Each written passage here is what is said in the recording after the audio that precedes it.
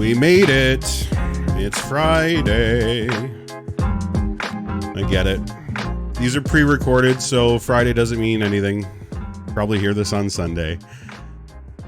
Welcome to the Sheeple Shepherd Show with your host, Ryan Lindley. There we are. Hey. What a week. What a week it has been. I know when we came into season 2 of this, we said we were going to get rid of the COVID crap. We didn't want to talk about it anymore. And that's why we kind of took a hiatus. We took a break because Ashley and I were going crazy with it. So she went and she found a really cool thing, bashing anti-MLM, like going after MLMs and or going on. I can't. She found a different niche that's keeping her away from COVID, and I get stuck with COVID. Dean says, "Oh, do education and do COVID." Thanks, Dean.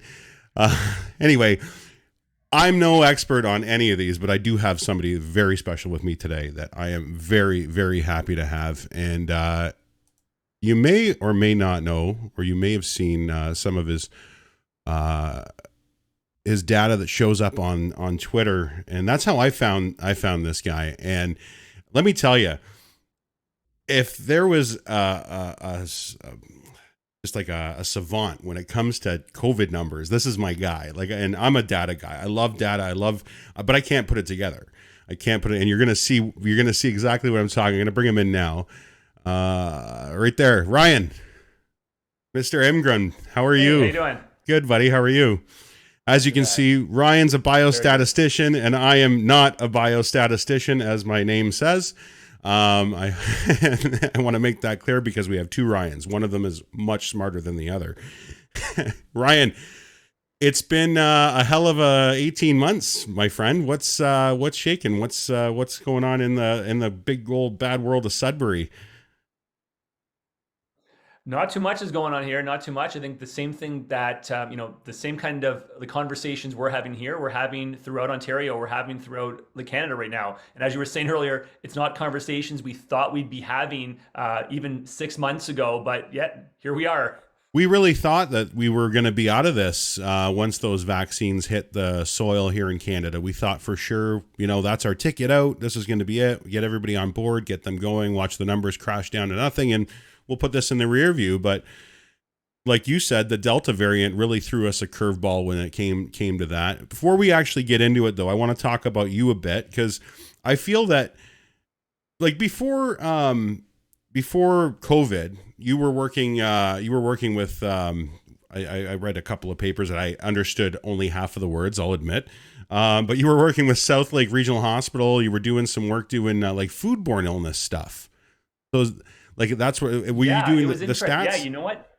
Very interesting. It was mainly like chicken bacteria, like Campylobacter, but it was still modeling. It was still cost analysis stuff.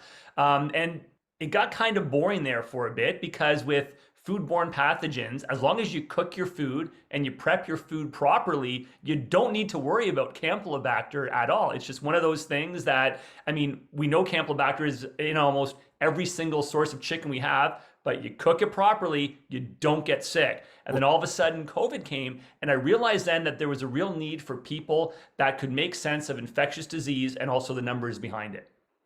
There was now let me ask you, when you were doing the work with the foodborne, the Campylobacter and chicken viruses, how many Twitter followers did you have? About 300. Not a lot. You're at about almost 80 grand now. So I think COVID kind of really upped the game and really put you on the spotlight and center stage of, just because of how good, and I mean it. Your numbers are spot on. Your projections have been spot on. As much as people might not like them, and I don't like them either. I don't like the end result of what comes from your numbers, but I realize and I respect the number, and I respect the game that you've gotten yourself into, and it's amazing that you can. It's almost like having that little crystal ball when things are going the way they're going, and that's where this Delta variant really threw us for a loop, where those numbers kind of got crashed off the table, and you had to regroup now, right? Exactly. Yeah. A lot of the stuff that we thought we knew about like COVID was based off of what we knew early on. And even once the UK variant, the Alpha variant came into play, we thought we could get out of this with a 70% vaccination rate, which if you look across Canada in the eligible population, we're at around 70% right now. We would not be having this conversation if we only had the Alpha/UK variant here, because what they found is with 70% of the population vaccinated, you could actually do away with masking and physical distancing, and you could keep the reproduction value, which is how many secondary infections are caused by one primary infection. You could keep it under one, and we'd actually see a steady decline in cases versus what we're seeing now.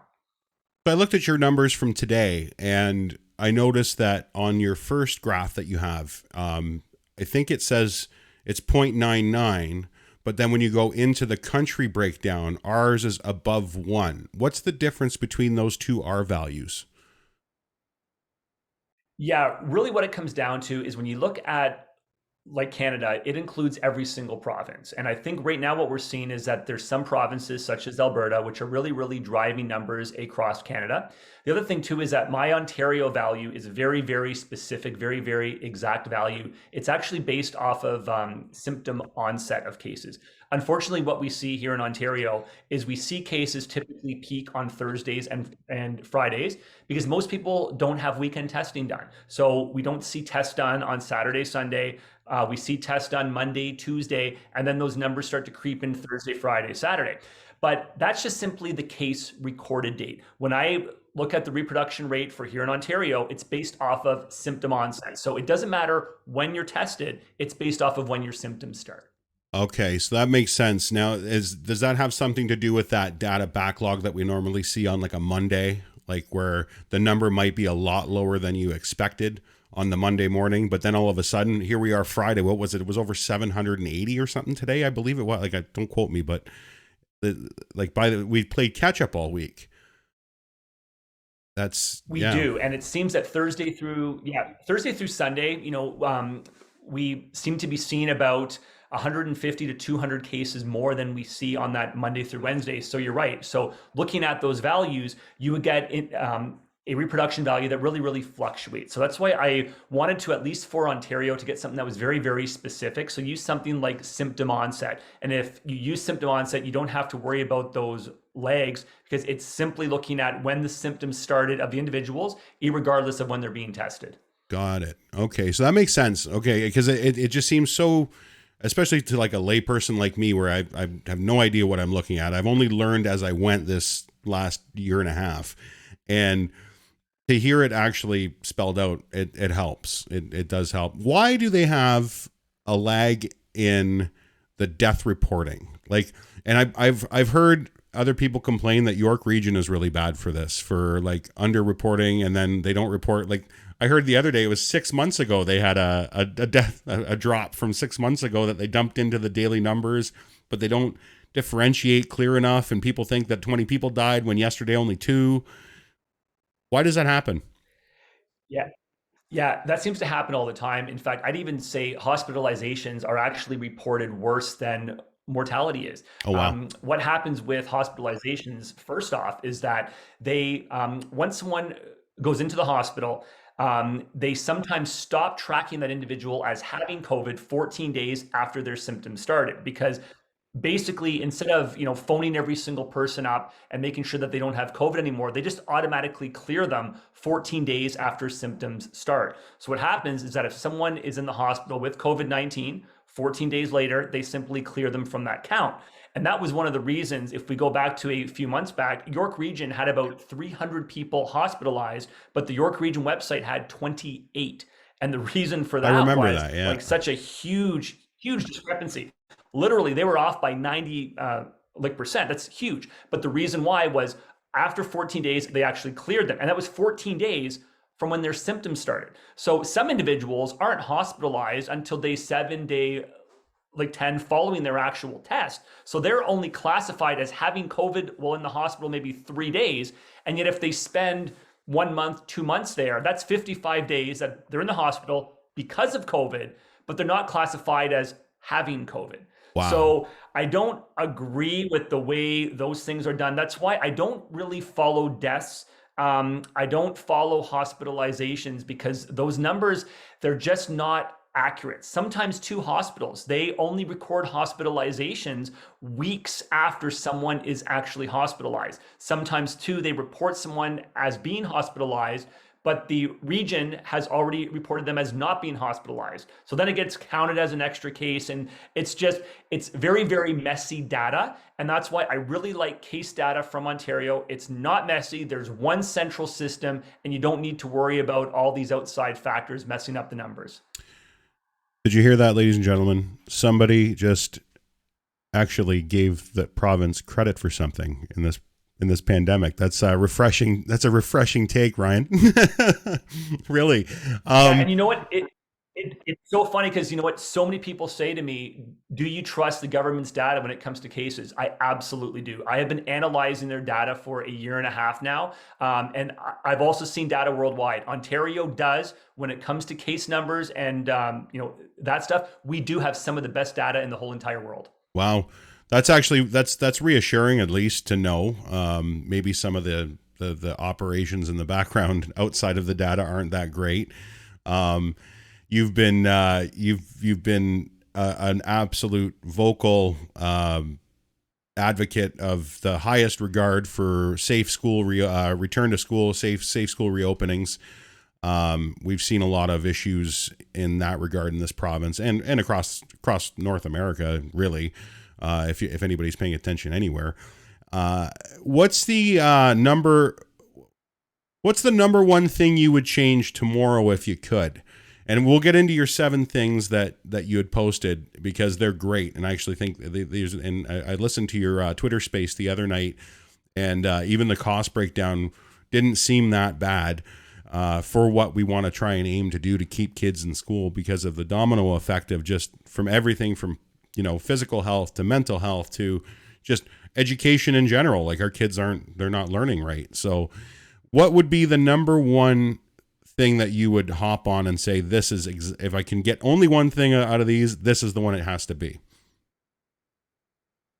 Yeah, I would just say we need to make things metric based. And that's not just specific to schools, that's really specific to every single thing that we do. We need to have metrics attached to things because that's what makes people doubtful. That's what makes people angry when all of a sudden you lock down, you keep schools online, you reopen schools when you're not supposed to. We do a bunch of things and it seems like we're flying by the seat of our pants. And when you don't go by data, when you don't go by metrics, yeah, you are flying by the seat of your pants. Absolutely. I'm going to pull up your tweets here because I want to talk about these. These are great. I was reading them over and over and over while I was doing show prep on you, and I'm like, there's nothing in here I can find to pick apart or disagree with. They're kind of perfect. Your first one, it said we're with biostatistician Ryan Imgrund. 7 things needed now to make this a safe September in Ontario. Better masks. Huge. Better mask. K95s provided by the school to all education workers and students at $1 a piece. That will amount to $200 a child. Where have we heard that figure before? And you're absolutely correct. KN95, how important are they? They're very important. If we have students and education workers walking around with like cloth masks, those bandana masks, even sometimes those like improper face shields, it's just not going to be like keeping COVID out of the classroom. I've seen the masks educators wear. We call it those like baggy blues because literally they're hanging off of your face. It looks like you don't have any like protection at all. And I'll be honest, I think sometimes in some situations, even a mask made by somebody's grandmother, let's say, which has been like crocheted at home, is probably safer than some of the masks that are given out in schools because they're hanging off your face and, you don't get as big of a supply of those as you would actually want. So I think that's the number one thing. And it's not just for education workers, it's for students as well, because students are really coming with a big mishmash of like a mask to school. But if we had some of those K95s, and some of them are fantastic, they sit off of your mouth. You don't need to worry about them, being moist because they're sitting inside of your mouth all day long. Yeah. These are just really, really solid masks, which we really need, and they're affordable. And imagine if we actually purchase these simultaneously for every single student that was in Ontario, it would even be less than $1. But once again, we don't plan, we don't do things like that. We would rather just give parents $200 to like blanket spend on whatever versus make school safe. That's so true, and it's and the etiquette of we've all had to learn how to put a face mask on, because most of us have never really had to wear them. I've done it in previous jobs, but we had to get fit tested for respirators and things like that. But a lot of people aren't. You're not used to that, kids especially. So I couldn't agree more. N95s all the way, and I don't care if they want to hold a monopoly on the ordering or whatever they have with deal. I'm fine with it. Go ahead, Tony Soprano the hell out of it. I don't care. Do it. Just do it. I'm fine with it. Absolutely. Number 2, I like the title of this one, Testing with Benefits. Any student who undergoes twice a week testing can participate in extracurricular activities and will not have to isolate as long as those who don't when they're exposed. That's a big one too. I didn't see that coming in the Safe Schools plan that I wrote about. They turned around and kind of 180'd on the contact sports while we're going in with this Delta variant. I guess that can't be a smart move, really. I understand the need for the sports, but that can't be a smart move to do it the way that they're doing with the vaccine policies and now masking and having vaccinated and unvaccinated people mixing. Am I wrong, or is that right? You're exactly right. In fact, it's interesting because we've seen stuff done in the US, specifically Utah. They ran what they called this test to play strategy, and they were able to run indoor basketball, which you may not think of as being a high contact sport, but to be in a legal basketball guarding position, you need to be within 6 feet of your defender. So you have to be within 6 feet of the person you're actually guarding. You've got shifts, happening all the time. It's indoor. It's in school gyms that are not well ventilated. That's one sport that we need to have testing occur, or else we're going to see huge, huge outbreaks.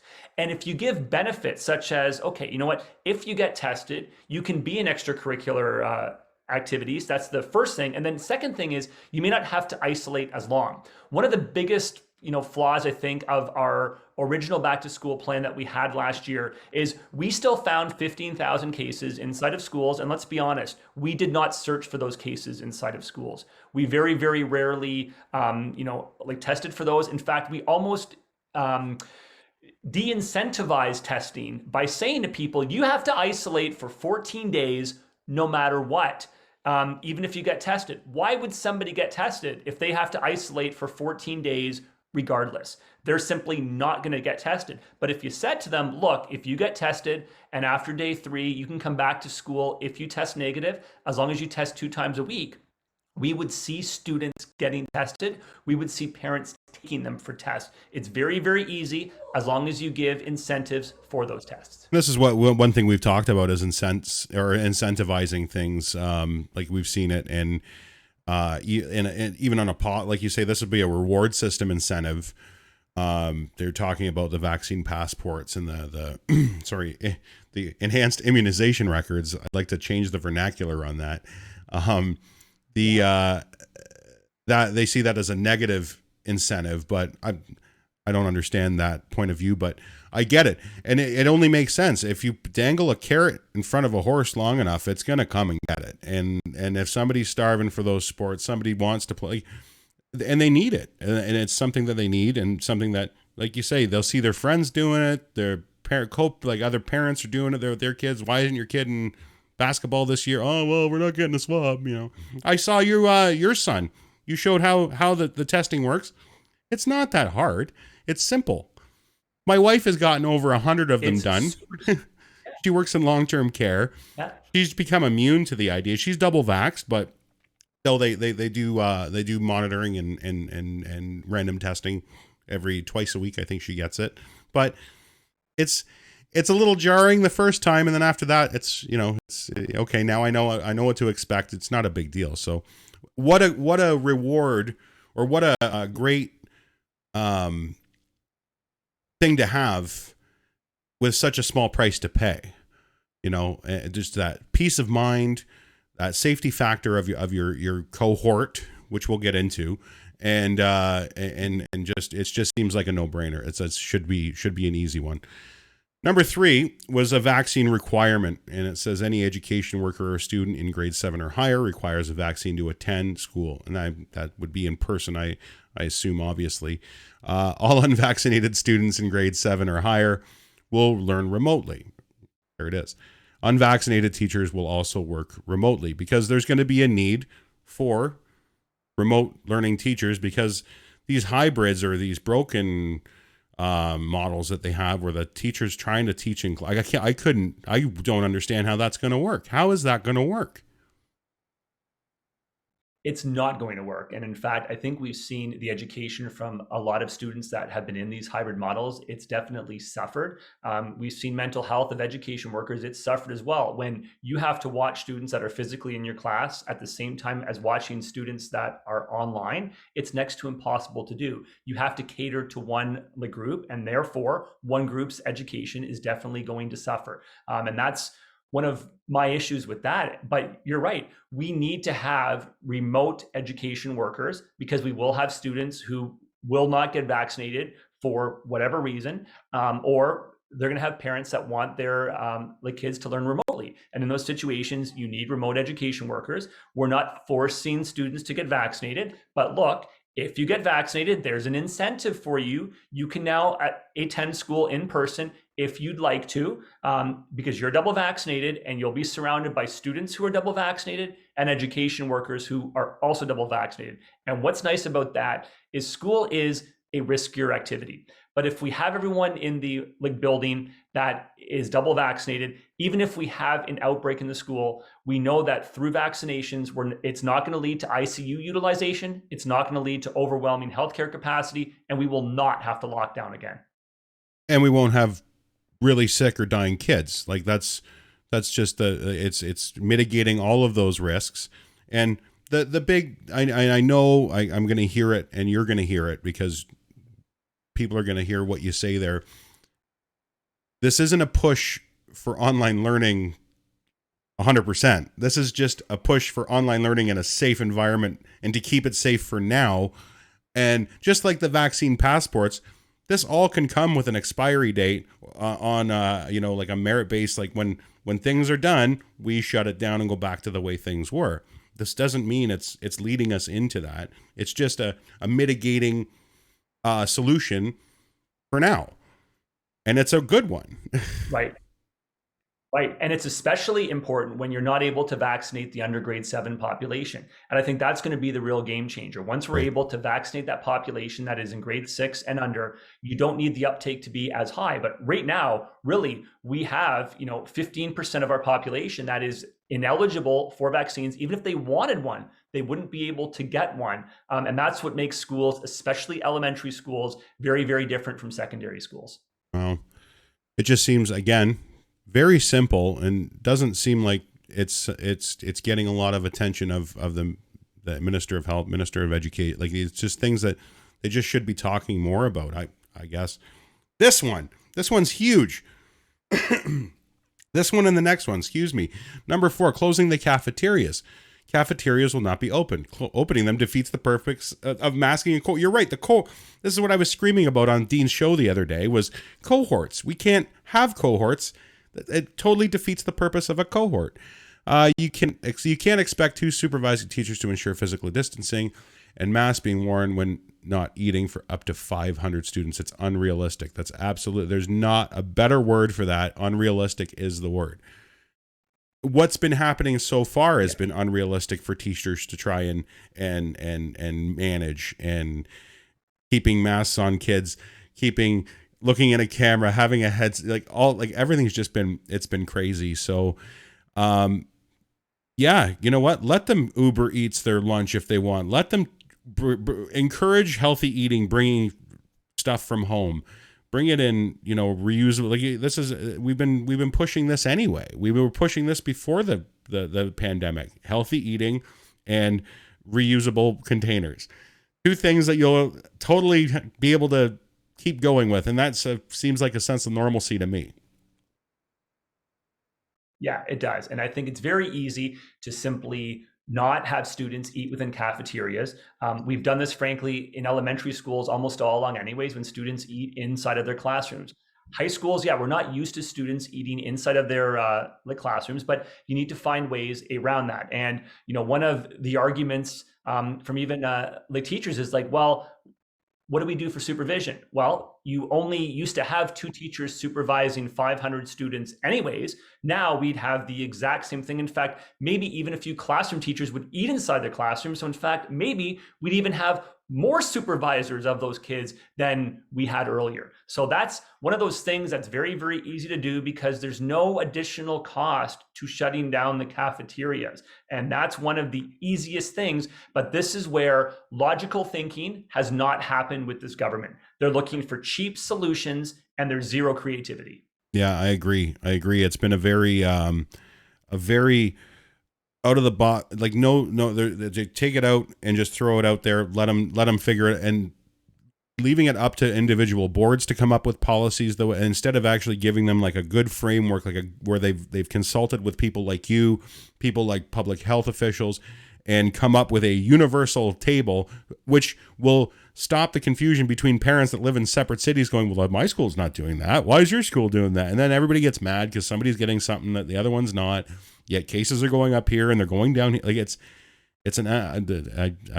just can't. The next one though, the next one of yours, this one hits me because my daughter takes a bus to school and she's starting high school this year.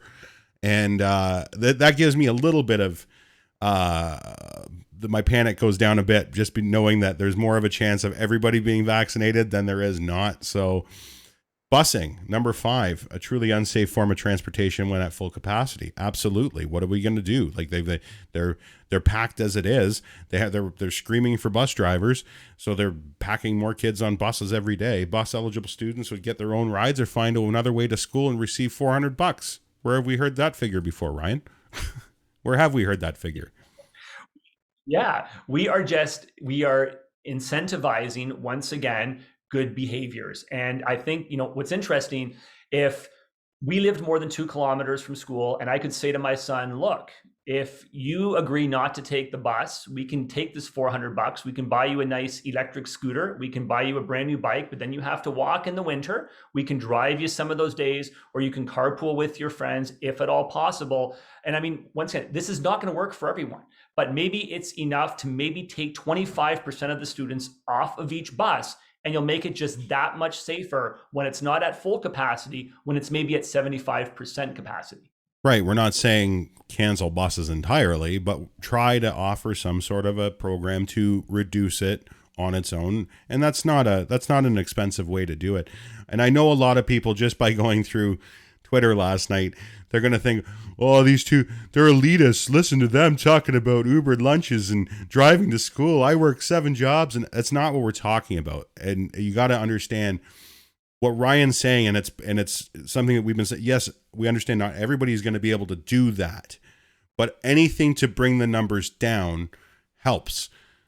Anything. Like, and I get that. So don't get stuck on the thought that this is just for, middle class and higher to be able to safely live amongst COVID. We all want everybody to live amongst COVID safely. And that's stop being such a social justice warrior, everybody. Just let's work as a team. We're all together. We're all in this together. Let's just like this Twitter, these tweets. We're in this together, Ryan. 6, extracurriculars. Only vaccinated students who agree to testing twice a week can participate. End of story. 100% agree. And this goes for anything that is extracurricular or recreation based. This should be in gyms. This should be in clubs outside of, like, even if I was in a whatever, I don't belong to any, I don't have a lot of friends. I don't leave the house anymore. I'm a hermit. Like a hunting club or a fishing club, or this should go, anything that's sanctioned, it should be exactly 100%. Only if you're vaccinated do you get to take part. Sorry. Yeah. And I'm you know off on a what? rant. What's interesting too is, first off, the federal government is the organization that is typically paying for these tests. So this is not even something which is going to cost the provincial government extra money, because they've got these tests paid for by the federal government. That's the first thing. Second thing, tests have come a really, really long way. There's some rapid antigen tests right now where you need a shallow nose swab. Literally, it goes 1.5 inches in your nose. That's it. We also have really good saliva PCR where you have to swish a little fluid around your mouth, for 15 seconds, spit it out, and that's it. And what's nice about those is those can be collected by classroom teachers, because when you spit out into one of those uh, cups, it basically neutralizes the COVID that you have inside of you. So you're not actually transporting something which is medically unsafe. It could then be packaged up, sent off to a lab, and then you could run the test from that too. It would be very, very easy. And it's almost like what you do as part of your pre-game ritual. When you have your practices Monday and Thursday, look guys, let's spit into this right here. We can throw it into here. We can drop it in the courier tomorrow, and that's it. It's all set to go. Yeah, just one more step. Like it's like that's like we say that the Swiss cheese model has always been my favorite thing to point at. Like one thing doesn't fix it, but all of these things together that's going to give us a hell of a lot better chance than just one thing or nothing at all and ignoring it. Absolutely. We're going to get to the last one now, and this was the one that I was stuck on as well, Ryan, and it's the cohorts. And this was this was just it baffled me last time they opened schools, and it's baffling me this time when they talk about it. I don't think before. Are any of those people teachers that are on that board that makes these decisions? Like, are any of them former educators? Anybody that make recommendations into that? Or There's not a lot. In fact, I really had to fight to even be able to make suggestions with Sick Kids and with the Ontario Science Table. And I think one of the reasons they asked me is because they released their first set of guidelines, and I was extremely vocal that they were absolutely garbage. And there was no one that had made a choice there, that had written anything down, that had ever even stepped foot inside of a classroom. It seemed to be, just completely out of touch guidelines. And I think that's when they reached out to me. There was a few other teachers, but I think what we should know is that even though these recommendations now came from Sick Kids, they've advised teachers, the Ontario Science Table, what the government instituted was not the plan that we had specifically asked for. They basically selected things that were cheap, that were easy to implement, and that really required no creativity. And I think what's interesting about that whole cohort thing, it's interesting because it's one of those terms that we've really, really watered down. Cohorting means it's a group that you're with from start of the day to end of the day. And what the government has kind of twisted this into is, well, you're in a cohort with your first class, then you're in a grade cohort over lunch, then you're in another cohort with your second class, then you're in a cohort with your bus ride home. Those are so many cohorts that it's not a cohort anymore. It's just simply an intermingling of every single student that is at that school. It's one of those terms that we simply throw out there because it sounds good, but if we don't use cohorts properly, they're useless. Right. What's the idea where you say here the high schools, it means an octomester similar to summer school, but with prep teachers available to cover one period a day? What is that? Yeah, so basically what that means is that students would be in one subject every day. And I mean, I know it's not the best scenario, but you'd be in one subject in the morning for your first two periods.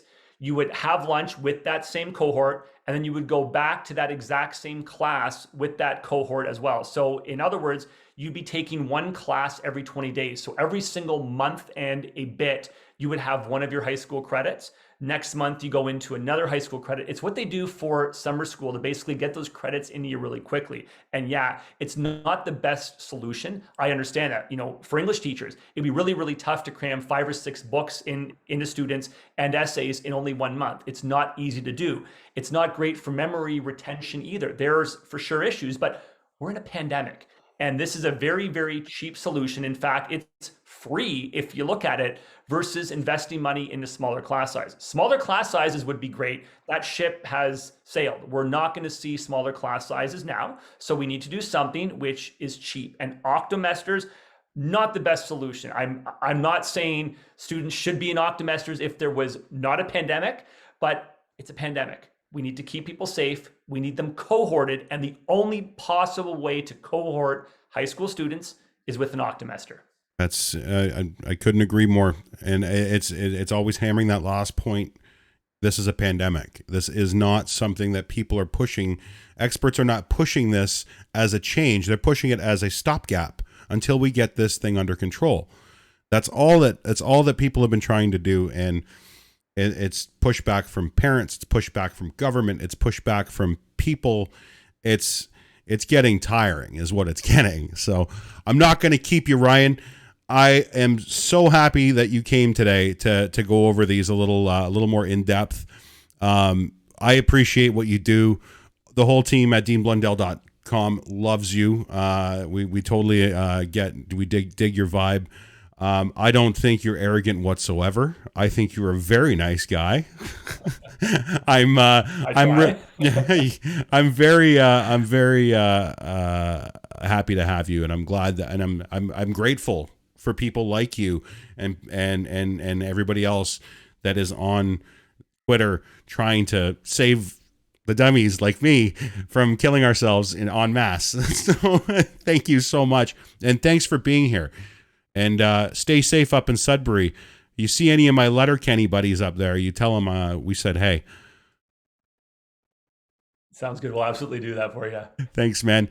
All right. I'm going to, you know what? I think we're going to go to Ashley now, and she's got more on MLMs, and she's going to totally blow the roof off of what she said she was going to keep secret to the end. I guess Health Canada, the group that she's involved with in trying to stop these charlatans and pseudoscience people, the group she's involved with pushed Health Canada so far to the fact that Health Canada is now involved, and now it's kind of blown wide open. So you're going to be reading about it in the news anyway. You might as well hear it here first.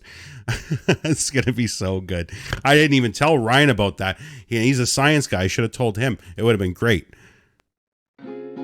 Thanks for tuning into the Sheeple Shepherd podcast. Be sure to check us out at the deanblundell.com podcast network and listen to us on Apple Podcasts, Google Podcasts, Anchor, Spotify, and subscribe to our YouTube channel.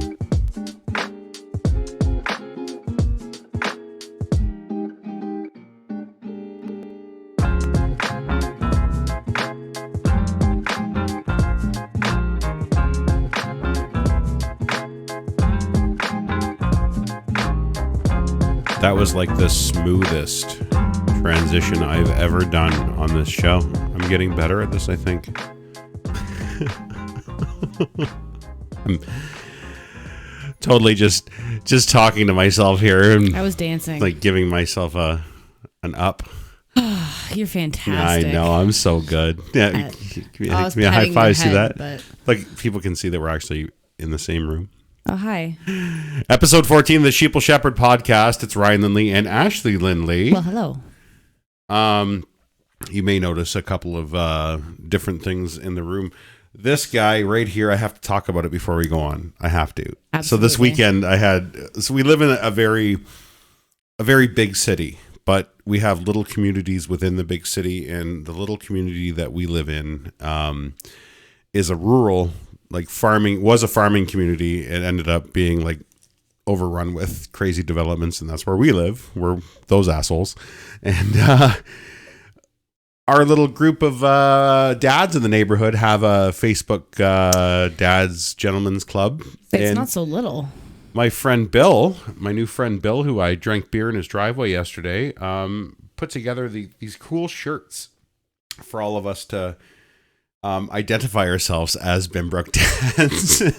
And so when we meet at the Bimbrook Grill in downtown and we're having drinks, we can buy each other beers. It's great. I think it's amazing. It's great community spirit, and it was nice to actually hang out with real fucking human beings for once. Yeah, no kidding. It's been too long, especially since we moved. That's what I mean. Like, welcome to our new community. Well, because we moved in the middle of the pandemic, so and in the middle of the winter. The only people that we've really like face to face met are like our immediate neighbors and a couple of people because the steak rub spice thing that I was doing, and I met like my buddy Jeremy and stuff like that through that. And it's true. You don't win friends with salad. It happens with meat. It has to be with meat, especially with a guys group. So anyway, shout out to my boys in the Bimbrook Gentlemen's Club. You guys are fantastic. We went to go pick the shirt up. This is so funny. We went to pick the shirt up. I had Ashley with me. We were out doing some errands, and then we came back, and I said, "Oh, you know what? There's like a time window, in like I'm going to show up between 12 and 2 to pick this thing up. I'm just going to jump out of the car, go pick it up, and grab it, and come home." And we pulled up to the driveway, and there's a driveway full of guys just drinking beer. My wife's in the car. I'm like, "Yeah, I gotta go." My wife's in the car. All right. She doesn't know what beer is. You're not a guy. You're not a gentleman. You can't be there. Boys only. For a lady, I am a gentleman. So we leave. We literally, like 2 minutes around the corner, drop Ashley off. I'm like, I'm going back. I'm putting this shirt on, and I'm going back. Peace, yo. And I brought beers, and we went and we had some beers, and I met some really cool dudes. So thanks, guys. I hope to see you guys very soon on the patio with fancy drinks, and I'm stealing Jeremy's big crazy chain. Absolutely. Bill even gave me a set of aviators to put with the shirt. Mm-hmm. Yeah, I should have pulled a picture and embarrassed myself. It would have been good. Anyway. I'm sorry. You guys do look pretty sharp. We're already going very long in this podcast because of Ryan's segment. Wasn't that great? Well worth it, yeah. Wasn't that amazing? That guy is so good. Absolutely. He's so good at what he does. Like I can't thank him enough for coming, and I can't thank him enough for walking us through what he did. Absolutely. It was so good. Just like for clarification, I talked to him on Friday. Yesterday, the numbers were 835 in Ontario. 835 people tested positive for COVID-19 in Ontario. So hot. 740 today on Sunday. But as we explained in that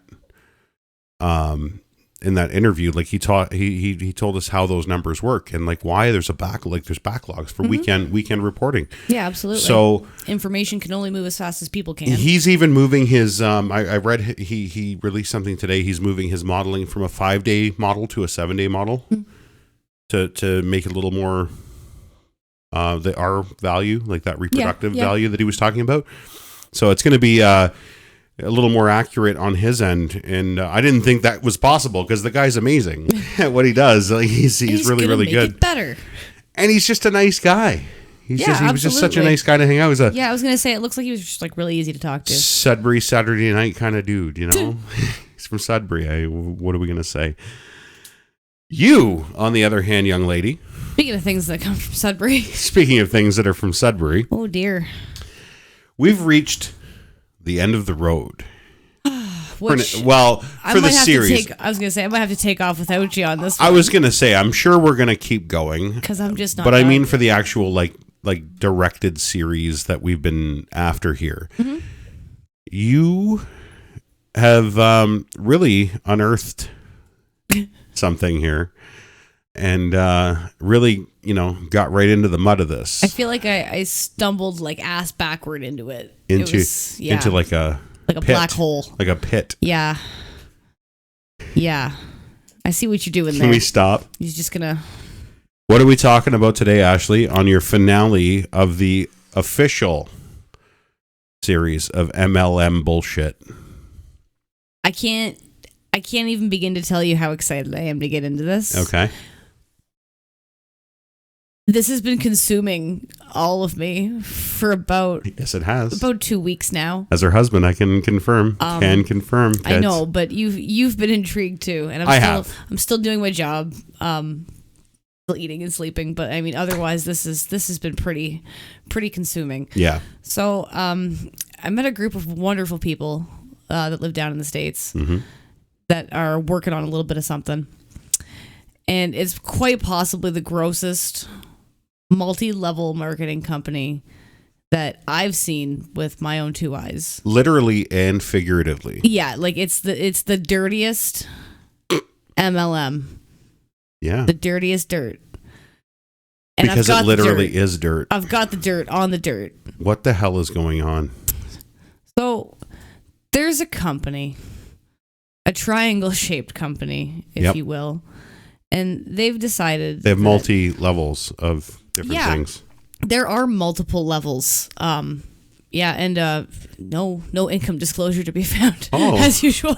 Weird. Yeah. It was one of the top reps doesn't even know what an income disclosure is. We were dying. Good stuff. Anyway, don't come and fight with us. So there's a company called Black Oxygen Organics. Black Oxygen Organics. So the anagram would be BOO. Boo. Boo. Yeah, which is how it's starting to get blown up on social media. Nobody's calling it by name. It's all anagram, it's all boo. Right? That's what I'm looking for. Anagram. No, no, that doesn't. What sound am I right. looking for? Acronym. Acronym. Thank you. You're welcome. I love you. He's a smart man. I promise. Check out our English as a second language podcast on Thursdays. I teach that one apparently. Go ahead. So, boo. Just about the weirdest thing I've ever heard of. Okay.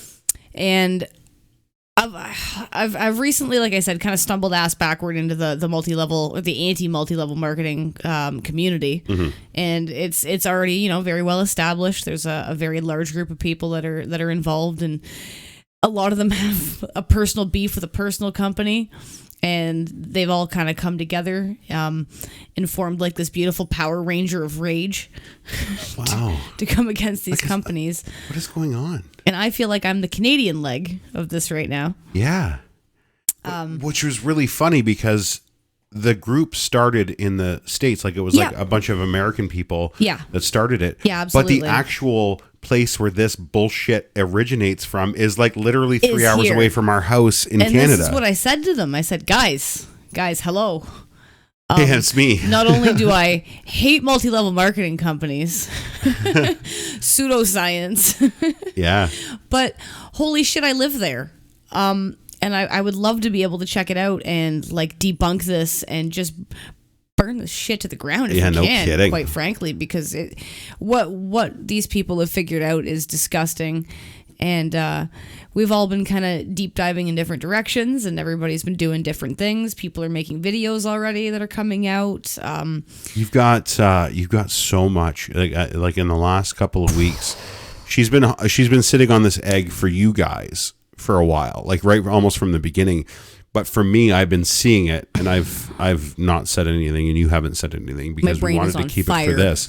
But holy shit, like this is bad. Like, don't get me wrong. I understand multi-level marketing. I understand the idea behind it. It sucks. And, of course, but it's still a business of sorts, whatever. Yeah, absolutely. This one is literally selling people dirt. Oh, bags of it. Bags of dirt. That cost over $100. Dirt. Yeah. And you saw, I believe, the size of the little dirt packages that people are getting, right? It was like the size. I was going to say, you saw the hand comparison beside the bag. It's the size of, it's less than the size of a hand, and it was like $150 for dirt. Like it's literally, I think that was $130 plus shipping. You go to Home Depot and you buy a big thing of peat moss. Mm-hmm. Like a big bag, whatever they measure them in liters here. Yes, they do. So like say it's like a 18-liter bag of peat moss is $4. Yeah. Garden looks great. A 4 or 6 ounce bag of dirt is $130. Mm-hmm. What is going on? So, okay. So there's a guy. There's a guy.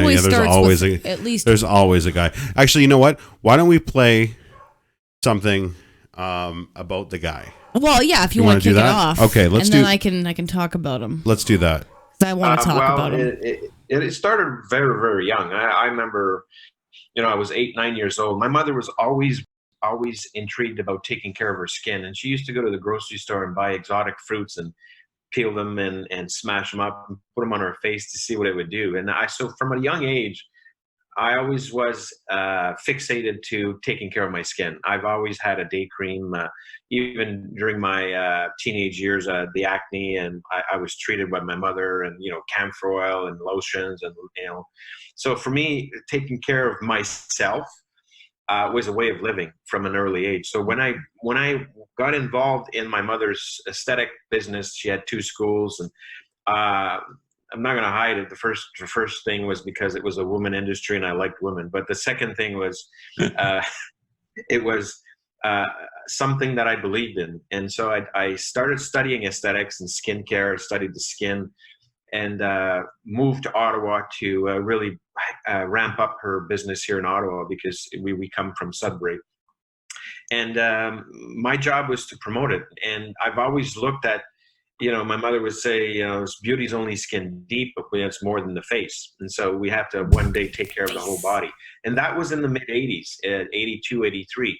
So during that journey, he was always looking for ways to start promoting the body treatments. And in those days, the word spa did not even exist.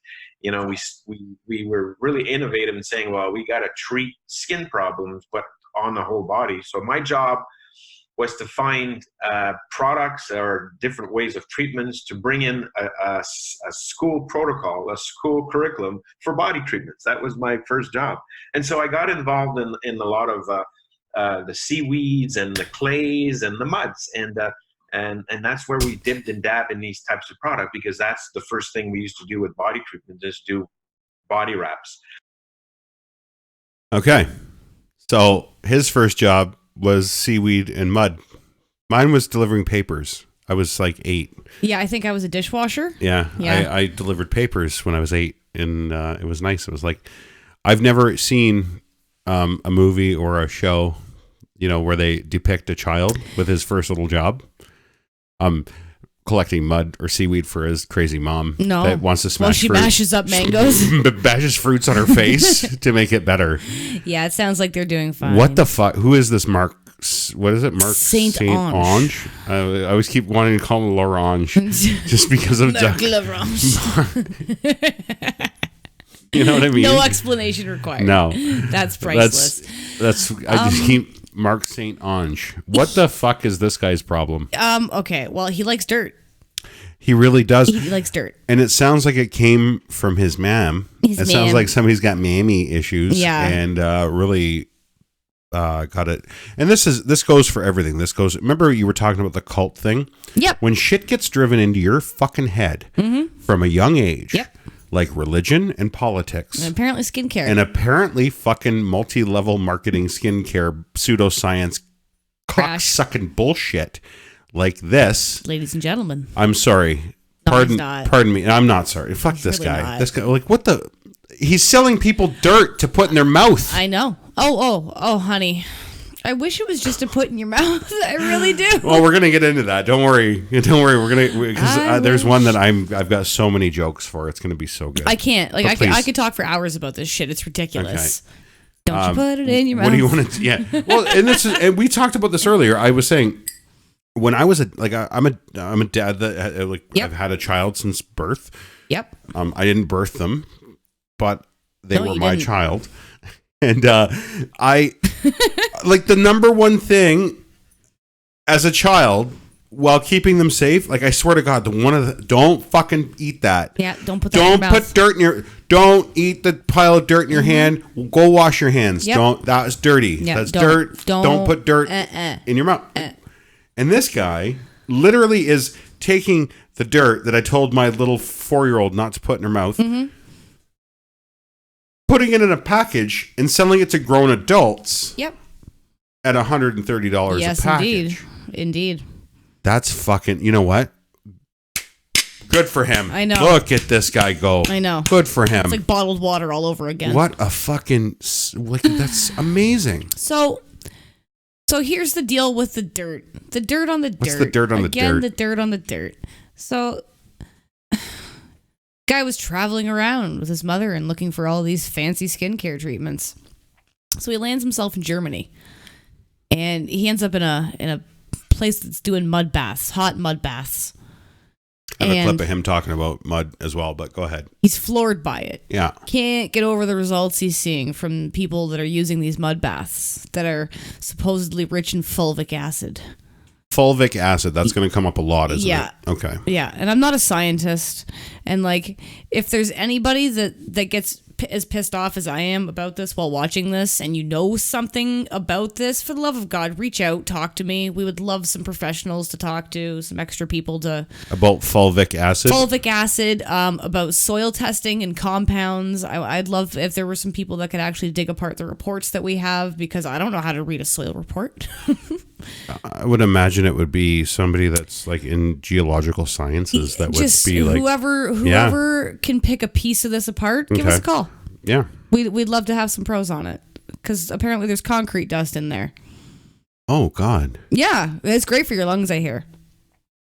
Well, I would imagine there's going to be things like that in there, because there's going to be a lot of things in there because of where it's from. And that's just it. So everybody thinks about Canada and what a beautiful and pure place it is. It is. Absolutely. But everybody poops. And what I mean by that is everybody has garbage, and everybody has to process garbage in a certain way. Nobody poops but you. That's right. I'm the only one. It's concentrated evil that comes out of my butt. That's right. Right out of the back of you. Right out of the back of me. So it's not just dirt. You can't just go outside and pick up any dirt. Oh, this is special dirt. It's all about the peat. Who's Pete? It's all about the peat. No, Pete with an A in there. Oh. Pete Moss. Pete Good Moss. guy. Anyway. Yeah. So there's this peat matter that builds up in bogs in Canada, all over the world, really, that have, anywhere that has anywhere that anything's ever died, I guess. Pretty much, and it remains untouched, right? I don't know if anybody saw Labyrinth, but they had the bog of eternal stench. Mm-hmm. So essentially what happens is you've got like a nice wetlandy area, and things live there, and things die there, and things shit there, and things decompose there, and live out a whole life cycle. And there's eggs and flies and grossness and anything that you would expect to see in a bog. Things that decompose. And that's apparently very rich in this fulvic acid. Acid, you say? Yeah. Now, okay. Before we discovered that the Ottawa Valley was apparently hyper rich in fulvic acid, Oh, this is rich already. Yeah. Okay.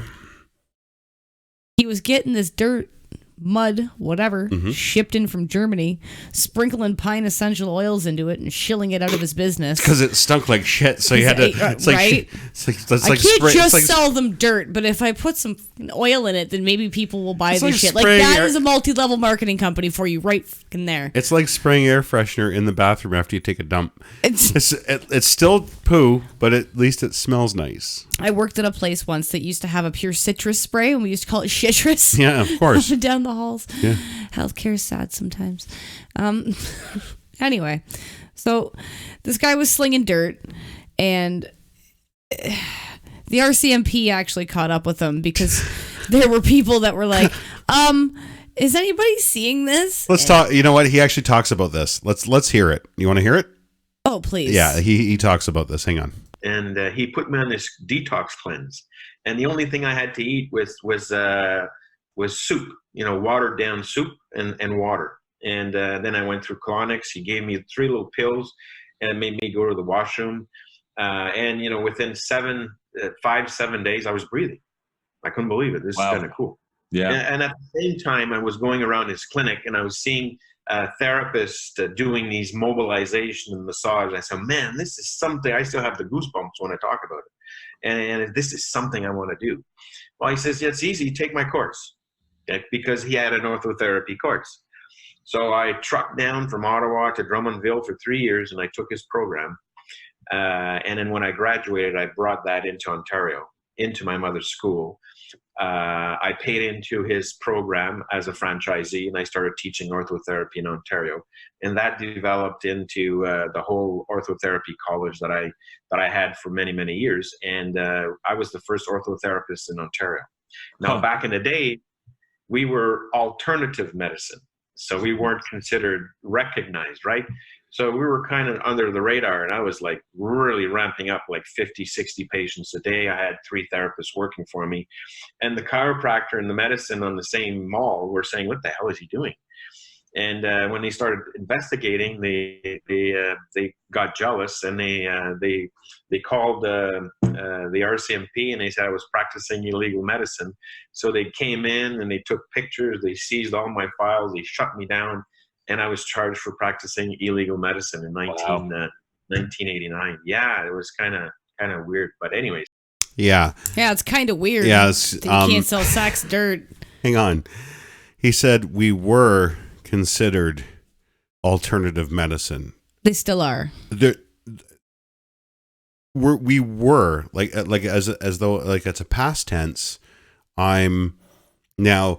I guess I could go and have this prescribed to me from a Shoppers Drug Mart or no. Oh, so it's still batshit alternative. Yeah, pseudoscience medicine. I've obviously looked into what orthotherapy is, and essentially it's advanced massage therapy training that combines postural re-education and exercise therapy, and apparently postural mud and oil. Re-education. Yeah, it's in like not like kinesiology. I was gonna say, but don't say that because that's a real thing. Well, yeah, it does combine like certain range of motion. It's like a whole musculoskeletal. Basically, they're trying to incorporate all body parts into massage. Yeah. You're just massaging more parts of the body. The guy's basically a really good Swedish masseuse. What the hell? That has a weird obsession with mud. Okay, so he goes to a bog. Just starts checking out the closest ones because, like, obviously you're close. Yeah, you're in what, Sudbury? I know you spent all those summers traveling to Europe, but you might as well just hunker down in the middle of Ottawa and see what's good. Well, that's right, because he was in Moose Creek, right? Castleman, Moose Creek area. Yeah, it's the same township. Yeah, yes. Of course. So he's there, and he's literally picking up mud. Yep. I don't know if he's got like a solo cup or what from a hole. Yep. Putting it in Ziploc baggies and shilling it to soccer moms. Well, no, it's my understanding that he was getting the mud shipped in from Germany, and that was the where first one. That's right. You're right. So then he starts really digging through the mud, right, where he's from, and well, yeah, because obviously it's got to be the same. And it's a bloody miracle. Apparently, it's even better here. Oh, even better. It's so much better. Okay. It's got 36% fulvic and humic acid. He states. Now, apparently these two compounds are actually found together in nature, and Mark says that in order to separate them, they would have to put too many chemicals in. Did science figure out how to do that? Apparently science did, but that's too much for Mark. So he's just going to leave both of them smashed together, call it 36. Mark. And now you don't know which percentage of what is what, and essentially it's just a sack of dirt. That's just lazy, son. A sack of dirt. Okay. So, now, go ahead. I wouldn't be so pissed at the sack of dirt. Okay. Because we've all been in a health food store and seen some weird shit. I was just going to say, and I did forget to pull that picture up, because I know what you're about to say. I'll let you do it. Go ahead, because I know where you're going. I'll just follow it up. It's where it's coming from.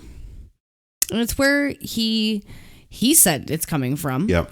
I don't know what happened. I'm guessing that he got wind of the fact that other people got wind of what he was doing. Okay. Because all of a sudden this man is backpedaled, and the last time he was interviewed, apparently it's coming from a different source now. But for the last over a decade, every time Mark St. Onge has been interviewed about the source of his miracle mud, Moose Creek.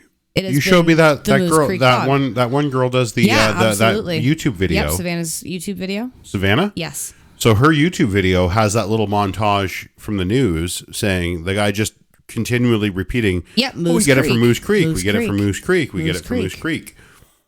So now he's saying it's not coming from there? All of a sudden it's from the Alfred Bog. Alfred? Like Alfred. Alfred. Yeah, like Batman. Batman's Alfred. Okay. Yeah. Not cool. which she actually did some digging into, and found out that that's actually like a wildlife reserve and 90% of it's protected. So you can't touch that. You can't forage. I don't know if the other 10%'s been given to this jerk, but like I highly doubt it. I really doubt it too. If it's protected wetland, then why are you going to let somebody? You can't. They don't piece off any protected wetland. So we're going to go with Moose Creek in Ontario. Luckily, that's what he's drilled home. And luckily, we don't piece off pieces of our wetlands that are protected here. We do not allow it. No. So that's obviously bullshit. I'm going to assume allegedly more bullshit. It just keeps piling on. Okay. Anyway. Well, it'll eventually decompose and he can sell it for $130 a bag. It'll be great. Oh, it's the circle of life. Total bullshit. So Alfred and Moose Creek. Batman. Where are Moose we here? Creek. That's right. Moose Man. Mudman. That's right. Sorry. Madman. Al Moose. Madman. There you go. Oh my God. So I'm getting dizzy. My brain has literally been on fire for 2 weeks. Don't even get me started. So the Moose Creek Bog is in a pretty strange location, and you can't refute this. I've looked at it from every possible angle on a map. Even the Google car turned around at a certain point because it was like, oh, that's just gross. I'm not going down there. When the Google car says fuck this. The Google car said fuck that. And the Google car has driven past my grandpa's house in the middle of nowhere and seen him mowing his lawn. So don't tell me that the Google car couldn't have kept he's going. in the middle of nowhere His street is literally a dead end to nothing. Okay. And it's past him. So I think you've got the shot of where it is. No, I don't. Creek, yes, you do. I do, but I didn't put it in. Okay. Doesn't really matter. The Moose Creek Bog, sitting on a landfill. On a landfill or near a landfill? Well, it's owned by the people that own the landfill. The bog itself is actually owned by? Yeah. GFL? Yeah. So GFL is a company here in Canada, and I'm not sure if they're... And La Flèche Environmental as well. The two of them actually share a site, and there's a wastewater management site there as What's it called? La Flèche? La Flèche. Do they make, like, adult toys? You're looking for a pure romance, hun. That's the company you're looking for. We'll talk about that. They have La Flèche lights? Sorry. So GFL owns in Canada a lot of it's called Green for Life. It's a company that owns they do waste remediation, they do landfills, they do taking like they remediate waste from, instead of just like dumping it into the ocean and into landfills, they try to remediate as much as they can, and then the landfill what is left that is able to be landfilled. I think the term was inert, right? They take everything. Something that they've inerted everything. They make it safe. Yeah, but it still decomposes into organic material that then leaches into the water table that goes wherever. But it's safe to do so. But it's still just garbage. Is funny because right beside the dump and the wastewater treatment center is actually something called the Fraser Drain. Right. So, goes into the Fraser River. The bog. Yeah. So, and he's also claimed that they don't dig trenches into the bog so they don't dry it out, because there's obviously we wouldn't want that. A lot of concern about depleting the natural resources in the area. But if you look at a satellite map, it's just trenches dug into a bog. So I'm very confused by what he means by they haven't dug trenches, because you can see the pictures of the trenches. Many trenches. So many trenches. It's almost like do as I say, not as I do. So I don't know what's going on with this guy. Okay. But he seems to think that he can just all of a sudden pull a fast one and say that, you haven't been drinking shit from a landfill for the last decade. We have another video about mud from our friend Mark Lamud. Stand by. Mud L'Orange. And then I was putting this mud in a Ziploc bag, and I was giving this to my patient. So on a Monday morning, if I had a patient coming in, I would give him a Ziploc bag with two bags. So I'd say, you take one on Monday night, take one another on Tuesday night, and I'll see you back here on Wednesday, because I can see them three times a week. Right. Well, after 2 or 3 baths, these people were starting to say, wow, this is fantastic. You know, I didn't believe in this black mud, but when I take the bath, I feel great. I've got no more pain. Can I get another bag to give to my aunt, my uncle, or my aunt, that has that problem? So The only reason why I wanted that, where the hell are we? Why did we go away? Oh, there we are. Hey, We're still here. The only reason why I wanted that clip is because it reminded me so much of back before in Ontario or Canada when marijuana wasn't legal. They used to hear the stories about like the friendly neighbor hippie that was like used to smoke pot, and he would grow his own pot plants and like hand out baggies to grandmas that had like glaucoma or some sort of ailment, Arthritis, couldn't sleep, and old Jimmy would give him a little baggie of the dirt. Oh, I mean the weed, and make him feel better, and then they would be just clawing back at his door. Jimmy, Bet you we didn't charge $130. Mark L'Orange. Yep. Mark Duck à l'Orange, give me some more of your dirt bags. Yeah, it's funny. Yeah, what a quack. Dirt bag. Duck à l'Orange, right? the quack. The quack. Yeah. Hey. Nicely done. That's pretty good. Nicely done. That was a team effort, I'd like to think. Okay. So yes, dear. let's go. Let's move on to. What else can I tell you? What well, would you like to know? so you know, as long we've got an idea who this jackass is now. What I want to do is I want to talk about the people. Yeah, and what he's done with this now. This is getting terrifying. Because it's to the point.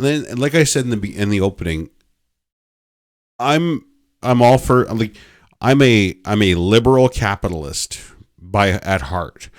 I like to help people, but hey, listen, if you got a way to make money in business, please do. Like I'm happy for you if you made your shit work, as long as you're ethically above board and whatever. This guy's not, obviously. No. But that illegal thing kind of caught me. He's taken this MLM, which I've always hated MLMs, and he's taken it to another level now. Like he's taken it from selling a tchotchke or a useless product that, you'll get in, you get like the hype, the flashy advertising kind of pulls you in, you like the idea, and then all of a sudden it's like, okay, I'm in, but I really don't need this. But I understand it. And everybody, that's on you as the consumer. If you don't do your research and you don't figure it out, you're to blame for fucking buying it. Absolutely. At the same time, when you can market dirt for people's health, and you've made so many claims and false claims to people, and the thing with health, when it comes to health products are very, very different when it comes to this in my heart anyway, because you're appealing to a group of people that might be at the end of their rope. They might not have any, like, say you get somebody with stage 4 cancer. And the doctors have said, there's nothing else we can do for you. Yep. That person now, you're going to take the last shred of dignity they have and wipe your ass with it by stealing their money, by telling them that you're going to give them a cure by eating fucking dirt. Yep, absolutely. This guy's a piece of shit. Absolutely. And the people that are representing this company and selling things for this company, especially those at the top tiers right now, some of the things that I've seen them posting and pushing, and some of the testimonials that people are leaving on their profiles are enough to pull somebody in who's having a tough time. And you know what? That's what I mean. You just can't prey on these people like that. It's a domino. It's a rolling domino effect.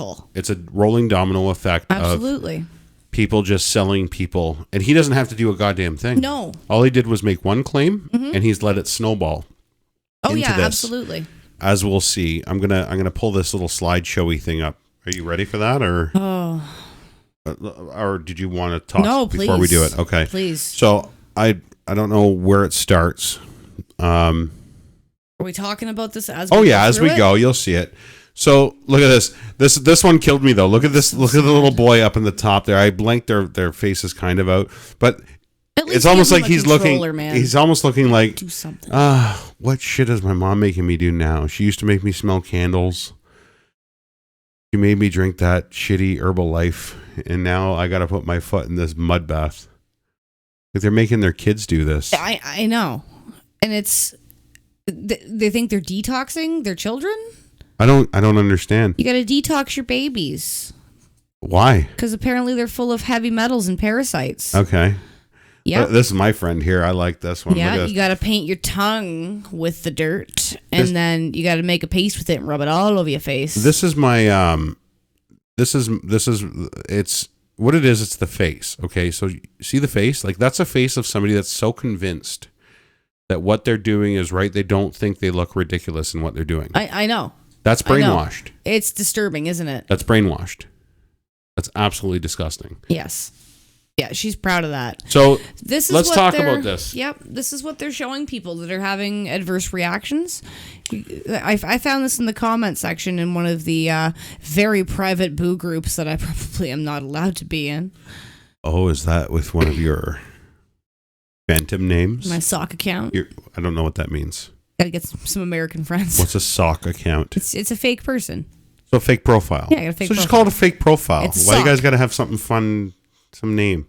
Leave the sock alone. I'm just saying it because I'm jealous. I don't have a sock account. Get yourself a sock. Then we could be a pair of socks. So this is what they're telling people. You're so I'm the dad. I make the fucking dad jokes around here. You stop it. I'm gonna do this at least once an episode where I I make know. one shitty dad joke and piss know. you off. This is That's great. right. So they've given a symptoms list, and this is something that apparently they're telling you that while you take their product, this is what you may experience because this is what this product is doing to help you. It says headache or migraine, brain fog, difficulty concentrating or mental confusion, constipation, constipation and then diarrhea and bloating, gas, stomach pain. Okay. One extreme or the other. Yeah, you're either blocked up or you just can't stop. Yeah, we're spraying like a Can't fire stop, hose. won't stop. Nervousness, mood swings, depression or anxiety, elevated heart rate, fatigue, excessive sweating, rash, itching, fungal infections on the skin, infections. That was one. Infections on the skin, breakouts or other skin issues. Just general issues. You may have general malaise on the skin. Just some ick. You feeling kind of ick? You got ick. You got like the a ick. fish. You got the vid. Dizziness or nausea, swollen glands, increased heartburn or acid. So you already had that, or acid reflux issues. Did it make it worse? Lack of appetite. Keep going. Lack of appetite or uncontrolled cravings, especially sweets. Well, food sensitivities, sore throat, dry mouth. That's usually what comes with eating dirt. Breathing issues, and we'll get to that. Congestion. It doesn't body odor. This is my favorite body odor. You know what that is? You know what body odor is? It's because you're sweating out bog dirt. No, you spend too much time on Facebook. You need to have a shower. You'll be fine. My favorite was the lack of appetite or the uncontrollable cravings. It was. We were actually laughing about it in the group chat, and it was like, "Are you not hungry at all? Are you hungry all the time? This is the product for you." Like, it's just like, what? So you've talked to dietitians and nutritionists, and there's people that are in your group of friends there. And I almost had an RN fall over the other day. And did they not? Yeah. Oh, yeah. Well, even at work, you did bring this up at work.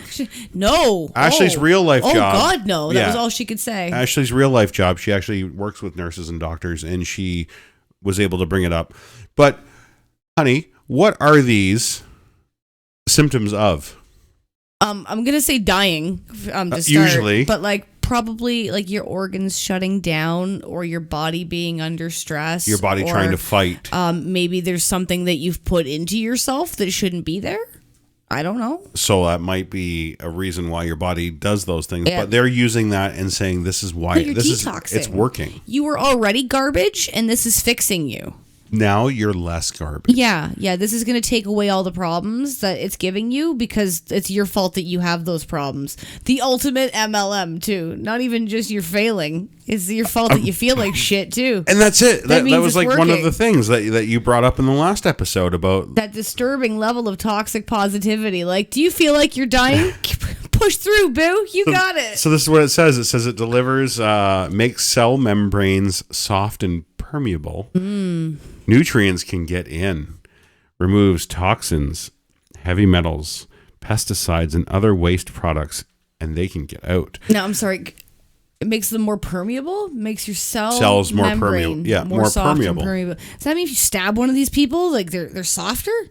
Absolutely, Just, like, because all your shake 'em? cells They're, must like, buttery, or right? or is it just the inside cells? So soft. Like butter. Like Like butter. My question is, I'm for clumps.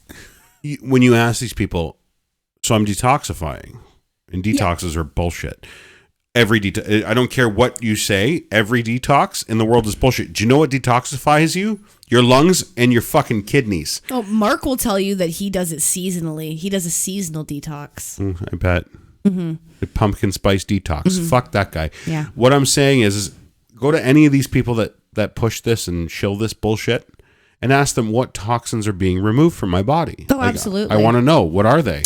Oh, They don't know. They don't know. They're going to tell you that heavy metals are coming out of them. Yep. Well, Heavy metals. Well, no, because look, like we'll put it back up. Toxins, heavy metals, pesticides, and other waste. I like a little bit of heavy metal. I don't know about you. But listen, toxins and heavy metals. Okay, so the heavy metals okay, sure. What are the toxins now? The things that you already put into yourself. What are those? I don't know, like Burger King? What's the... That's that Zaxby's salad. That's why your pits stank. I had a 2-for-1 beef and cheddar from Arby's. You guys know how pissed I am that there isn't Are a they leaving? Zaxby's here? I know. They look so delicious, don't they? I got stung. We have that Peachtree Network up here. We can see it. I got stung by a wasp today, and somebody said you need to go to your local Walgreens or CVS. And I said, listen, we got something up here called the Shoppers Drug Mart. There's no such thing as a CVS or a... And I'm in Stop pain. yelling. Stop yelling at me. I'm in You're pain bleeding now. into my microphone now. You're just calm down. Okay, let's keep going with this. This is so good. It's too much. We're having a good time. I'm sorry, but this is almost like a season finale on Ashley's thing here. It's making me crazy. Let's see what's next. Oh, nothing beats a detox boo bath. You're literally a pig in shit. I was just going to how say, they does that not look like a farm? No, it just reminds me of they say, oh, you're it's like a pig pen. Like you're rolling around in your own filth. That's the dirt. Like, look at that. Like you go into the bath. Normal humans go into the bath to wash this off of themselves. Do they not? Oh my God. You know what's funny is that after all the things I've thought this week, I didn't think about showering after you bathe in that. Wouldn't that just defeat the purpose? It would, but wouldn't you want to? Well, I don't think you're going to leave that on you. Oh, that's so gross. The black powder is going viral. And this is gross. 70 plus organic trace minerals, delivers oxygen to cells, clears biofilm. What's a biofilms? I don't know. Parasites, and it just general heals. I guess heals. I'm not smart enough. Seals the gut. Okay, so if you have ulcers, I guess you should just eat dirt. You'll be fine. Please don't do it. Aids in immune boosting. So it gives you aids in your immune boost. It helps immune boosting. Protects from spike proteins. Guards against this is my favorite. Guards against EMF and 5G. Yep, absolutely. And this is what I'm talking about. I can't like that one there. That's the roadblock for me. This is what these reps are doing, okay? Okay. They're actually creates talking, alkaline balance. That's another good one. There's a correlation that we've noticed between specifically these boo huns and anti-vaxxers. Mm-hmm. All of them are against these the vaccine mandates. They're all against masks.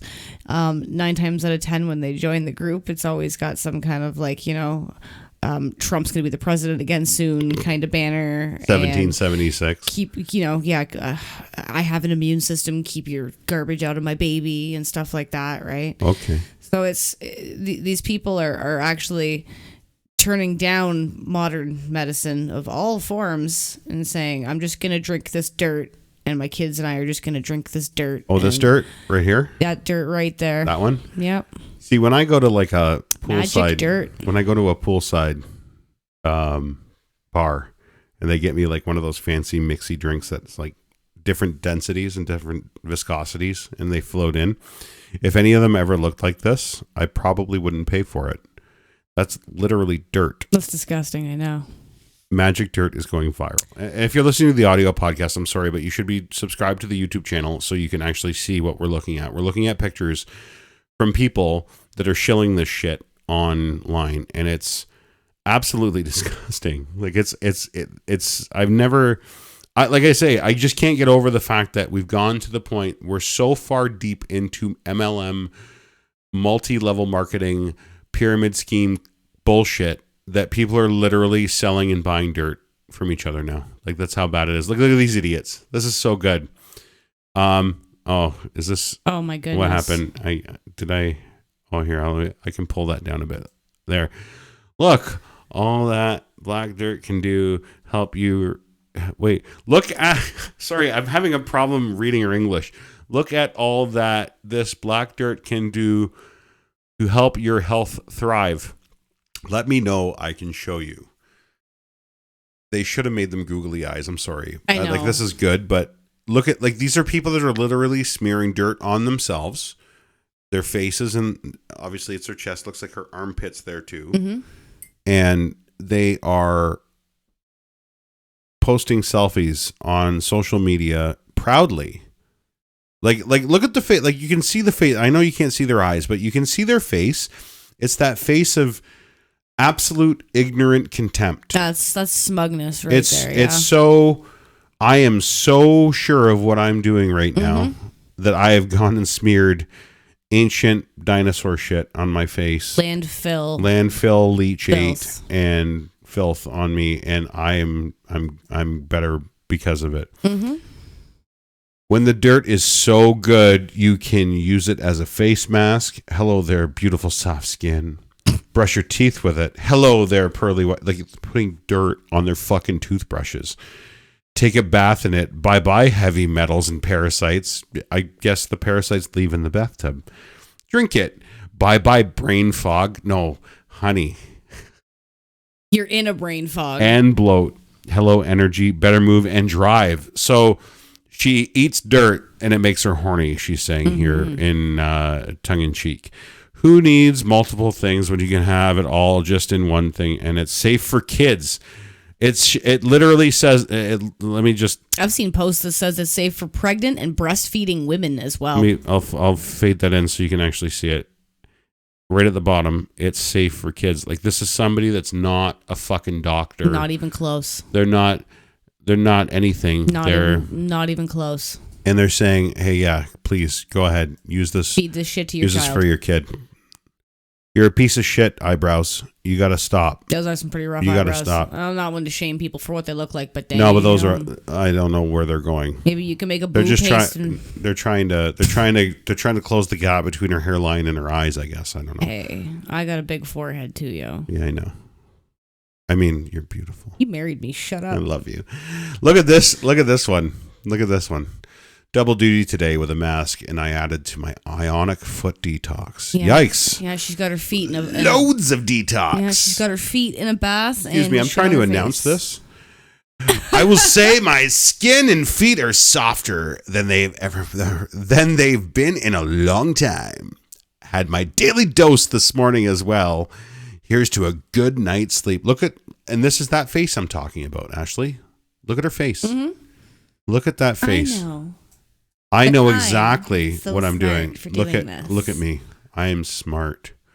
I know more than anybody, and I spent way too much money on this bag of dirt, so I better make this work. I definitely was not duped.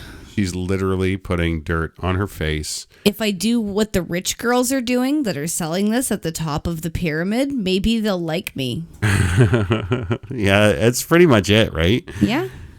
Oh my God. Yeah. What's next? Oh, we're back to the kids, crew. I think.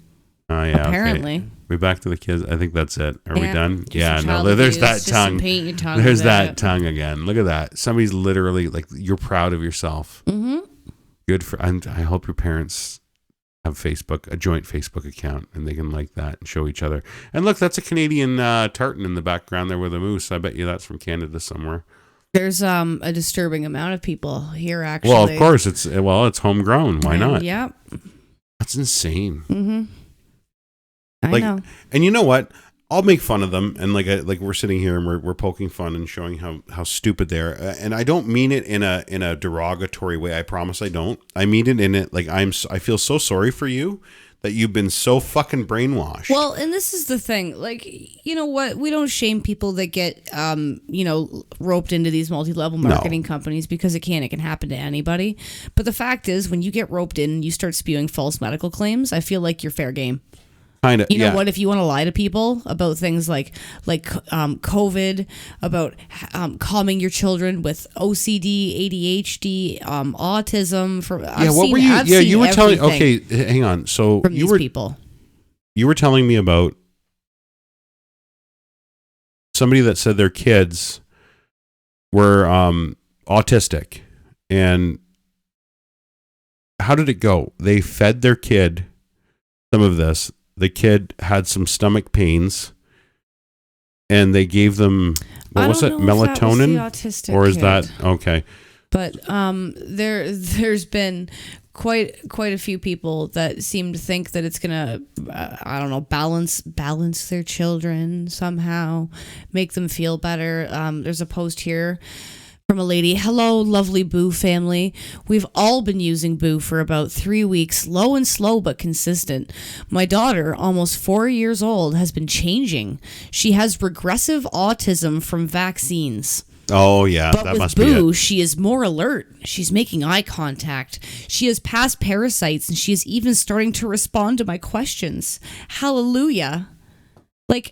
And praise Jesus. I'm wondering what else I can do to help open her pathways to pass parasites. Praise Jesus. People are feeding this stuff to their kids and to their children that...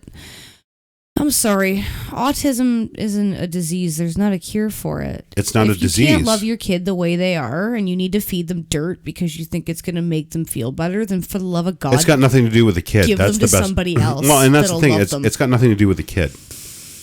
If you're awful. Literally trying to change the kid by feeding them dirt. Now, let's be clear. This hasn't been cleared by FDA. This hasn't been cleared by Health Canada. Oh, no. Apparently they do have a product number from Health Canada. They do? They do. Are they not under investigation now?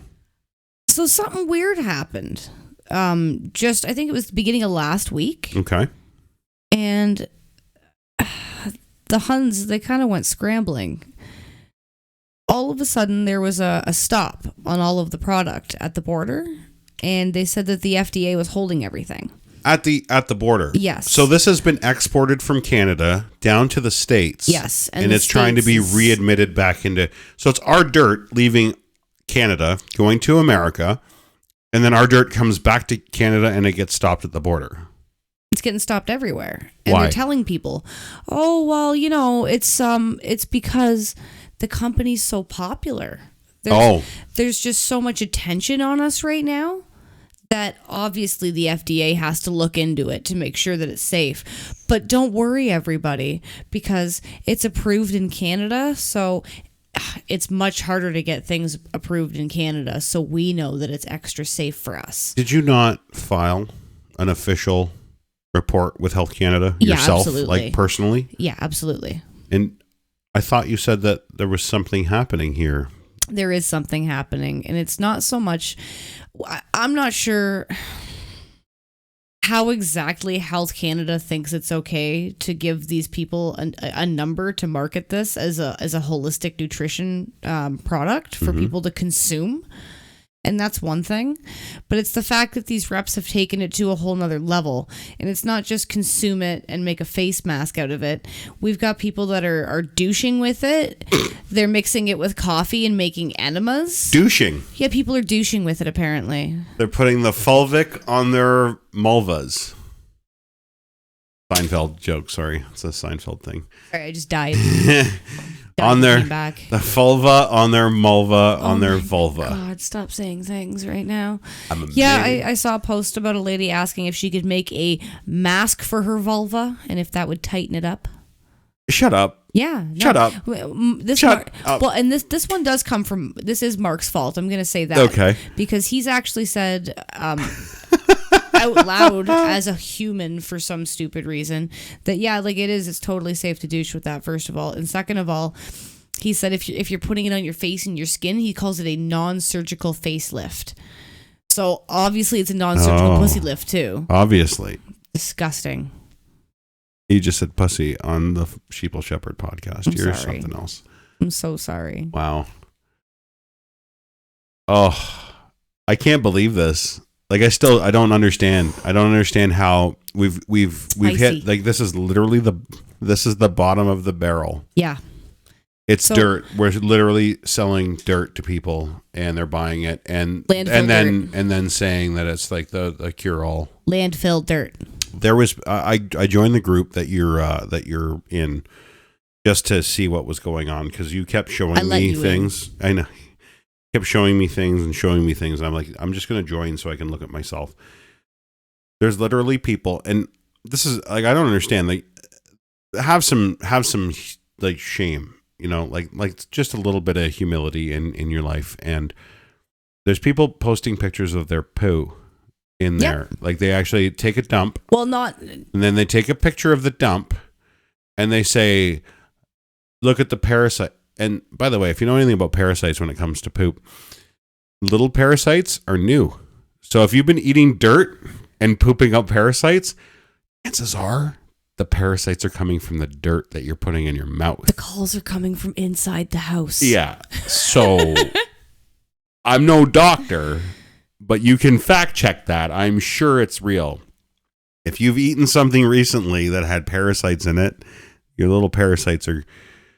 I saw a really funny comment actually on that poop picture, because that one stuck out with me, and it was one of the ladies in that group says something about did she pick them out and name them? And that's what I was going to say. I just want to clarify to everybody here that nobody that is in the group that I am in is taking pictures of their poop and posting That's what I mean. We're stealing screenshots from the boo groups that we've infiltrated of other people, of course, and making fun of them for picking through their shit like monkeys. Yeah, like literally touching their own poo and like taking like photographic evidence of their poo to show their other dirt eating friends their poo. Just say it one more time. It's your poo, and you're taking pictures of it and putting on the... I'm done. Like this is literally like how far, like, this is why this was left to the last show, because how can you go lower than this? Well, you can't go much lower than drilling into a bog and extracting the filth and feeding it to people. Literally feeding it. How low can you go? And like you said earlier, I would have been fine if they said it was a topical thing. You were putting this mud on your face. Yep. People buy into that shit. I'm fine with it. That's fine. Your skin ends up doing its own thing within a couple of hours once you rinse it off, because it says, no, I don't want this. We're putting more oil. Like, everybody needs to realize, stop buying bullshit, even from the store, because it's your skin is still going to do, unless you're leaving it on there 24/7, your skin's just going to keep doing its own thing. Your body regulates itself. All you're doing is fighting your body. You're making your body tired by fighting it and saying, fuck, would you stop putting shit in me and on me? I need to be normal. This is different because they're telling you to eat it, and they're telling you to ingest it. They're telling you to, and what is it, by the way? Oh, someone snorted it too, apparently. Why is it that all these holistic health things have a lot of things instructing you to put it in your lady parts? Like, look at Gwyneth Paltrow. I was just gonna say Gwyneth Paltrow. Gwyneth Paltrow had things that you had to put in your vagina. Yeah, vagina. This fucking place is telling you can douche it. You can douche out your vagina with dirt.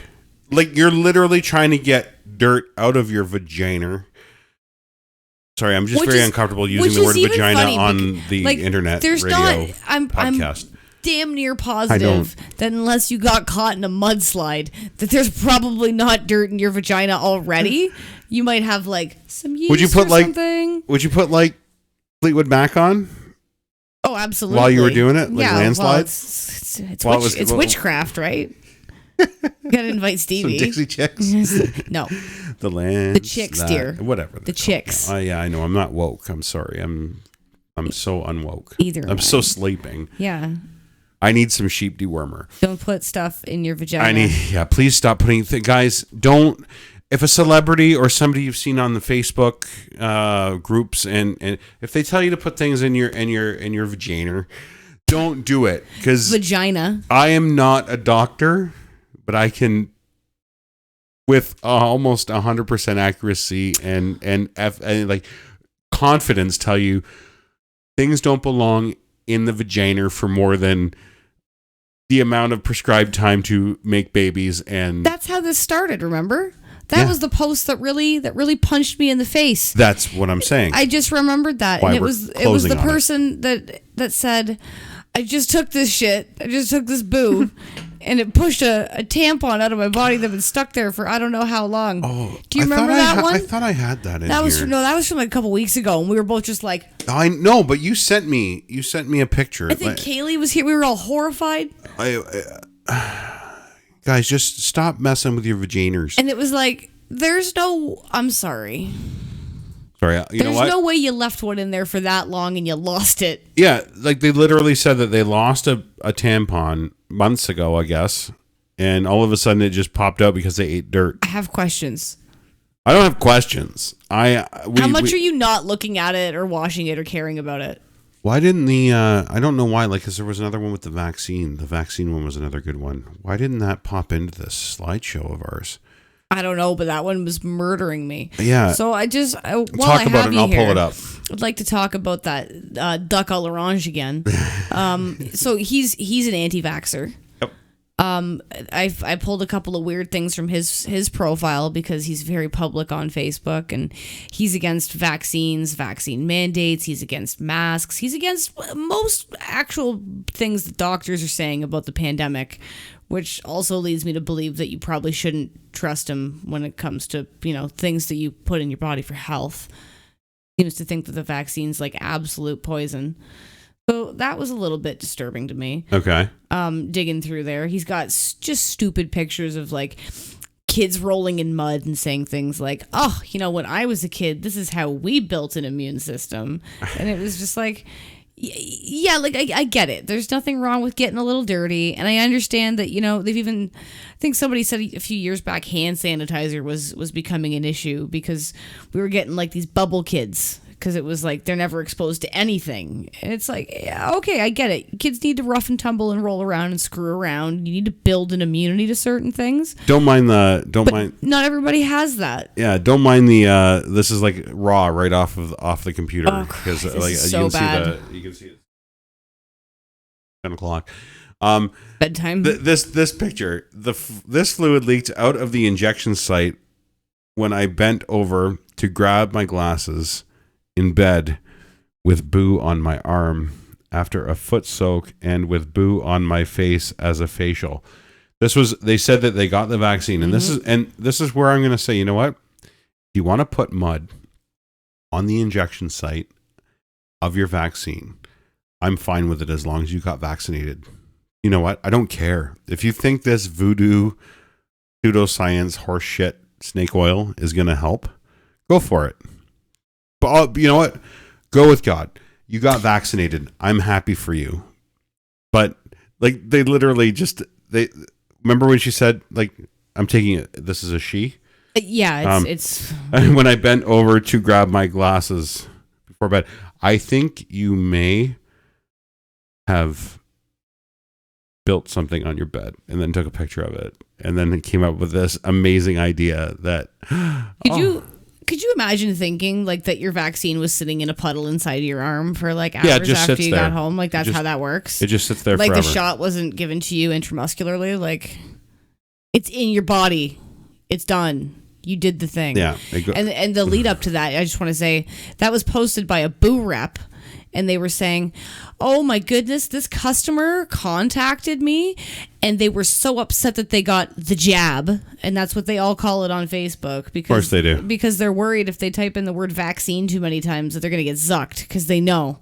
Oh yeah, no, for sure. The know. algorithm's going to throw them off, And that's just it. So at 100%. They're always using different like emojis and stupid things, right? So here's another one. Don't even get me started on this thing. Here, we can actually see it from. Oh, sorry, I didn't mean to show your name. It's public. Loser. I was gonna say. I've been up since 6 a.m. Publicly, you're gonna get shamed for stupid shit. Yeah, and this one Play says stupid games, win stupid prizes. This one says I've been up since 6 a.m. and I drove 4 hours one way with 4 kids to get my tat sleeve finished.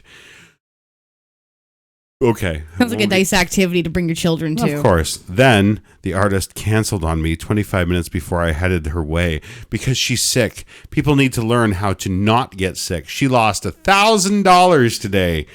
Maybe if she had the dirt, she would have been able to pull through. Well, I'm a firm believer everything happens for a reason. I've only waited 8 weeks for this, and I have to wait another 8 weeks now. Good things are worth the wait. And look at this thing. Look at this. That's maybe if you had a sack of dirt, you could be providing me with a service right now. How dare you get sick? Yeah. I dragged my children here to watch you do $1,000 worth of work on my arm today. And none of that was true. Yeah. We know none of that was true. Yeah. That didn't happen. We're aware so much that it undid things that did happen. Yeah. Oh, this one got me too. Let me zoom in. Yeah, see. This kills me. Anti-vax. So, yeah, these are the anti-vaxxers. Yeah, her husband's one of the top earners for the company. She pushes the stuff. She's signing people up for $1 right now. $1. $1. Climb in underneath. Says $1 gave them a plan B with me. You know what? I wish your parents would have spent $1 on plan B, and we wouldn't be having this conversation at all. Story after story just like this. Do you know how many nurses and military wives have messaged me this week? So this message says, can I have more info on this boo? My husband is being forced to take the vax or face termination. We depend on his job. Well, guess what? Get the fucking vaccine and you'll be fine. Go put mud on it and it'll spit out fluid like that other lady in her bed with her wet spot in her bed that she's trying to sell as a vaccine discharge. Meanwhile, we all know. Actually, it didn't look muddy enough to be a vaginal discharge, so it's fine. But yeah, this... Ladies and gentlemen, my husband. Yeah, no, I'm sorry. I can't. I just can't with these fucking people anymore. I can't. Like the anti-vax, plus now we're selling dirt. And of course it's people like this that buy it. Of course it is. Because they're so gone. Like they're just so gone. I gotta stop. I'm gonna run off on a rant. Honey, this is one hell of a way to close this out. Wow. No, this is one hell of a way to close this out. I just got a message that says that the FDA tablet order hold instructions are now available to the reps for Black Oxygen Organics. So good luck getting your tablets back from the FDA. Oh, so they have them. Breaking news. Just came in. Sunday night. Thanks, ladies. 10 o'clock at night. Fantastic. That's good to know. Yep. So there is a movement to stop this garbage and protect people from themselves, because that's exactly what it is. It's protecting people. About 3,500 of us right now. Protecting people from themselves, making stupid fucking decisions. And again, at the end of the day, we make fun and we poke fun and I say a lot of shitty things. But at the end of the day, it's who I feel for is these people that just get duped so easily into this garbage. Like it's absolute garbage. Why? Hi. I don't know what to We're tell on the you. air. Don't worry about I don't know what to Facebook. tell you. I want it to stop. I don't want any more people to get this crap pushed on them. No. If you are somebody who is against multi-level marketing companies and you'd like to hear more about this and see more about this, because trust me, there's stuff that we can't show you on this podcast. There was some very vile shit. disturbing, Like if we put this on, graphic content. Yeah, if we put that on YouTube, we would have got thrown out for sure. Very graphic content. So, we have a Facebook group. It might take you a little bit to get in. Again, tell Ashley. No, you know what? Mention the podcast. Tell Ashley, and that's just it. Because Ashley's one of the gatekeepers there. She can tell you. We want to know that you're coming from a safe place, so we'd prefer that you be pro-vaccine, pro-science, anti-MLM, anti-woo. okay? Because we just can't deal with any more stupid. We're looking for people who are actually willing to look at this and say, holy shit, that's terrible, and report it. Of course. We can't let more vulnerable people buy dirt to eat. It's not fair. It's really not. Cool. So Especially, check out Boo is Woo on Facebook. Boo is Woo. Boo is Woo. You can check out the MLM Mombi page. It's MLMOMBIE. M-O-M. Wait. MLM. Yeah. OMBIE. I'm just going to pull this up. We'll pop that into your show notes. Well, I'm just going to pull this because I'm telling you, when you told me about it, I didn't really look at it. But I'm going to show people what the cover photo looks like, because this is like my favorite thing in the world. Look at this. This is the Boo is Woo page. And it's awesome. It's so good. It's full. Now. I know. I just got to be careful how I scroll into this. But it's great. If you want to learn more about how horrible these MLMs are, look for David Spade on the cover photo. I'm so excited that we have proof of an FDA hold on your garbage. That's amazing. That's such a cool thing. Yeah. You know, we Health Canada needs to step up. We thought something weird was going on, but now, like I said, now we've got confirmation from the inside. It's amazing. And you don't know we're on the inside, but we're there. Oh, yeah. They're everywhere. They've infiltrated you like you think you've infiltrated them. It's cute. Their dad can be up your dad. You guys are literally sending me messages asking me if I want to join. I know. She shows them to me. You guys are so under his eye. That's all you gotta act. You gotta act like you're right in The Handmaid's Tale, and they'll just jump all over you and try to sell you dirt. It's the weirdest thing. That's so crazy, honey. Thank you so much. Thanks. You did a great job. Thanks for letting me. And it's half of your podcast. I'm not even done. We said this was the end. This isn't the end. It's not the end. It's the end of the actual like we're gonna keep scheduling them. But as Ashley finds out more cool things, she's gonna bring them up, and we'll base shows on them. Ashley also has guests lined up, I believe. I got somebody that's definitely interested to come on the show. So then we need to talk to them. People that have been duped and people that have been investigating, as Ashley has as well, and again, she's deep. Pretty bad. That's it. Like, this is the longest show we've ever done. We're at almost 2 hours here. These people need to be stopped, guys. We gotta call it. Boo is Woo. Boo is Woo on Facebook, guys. Check it out.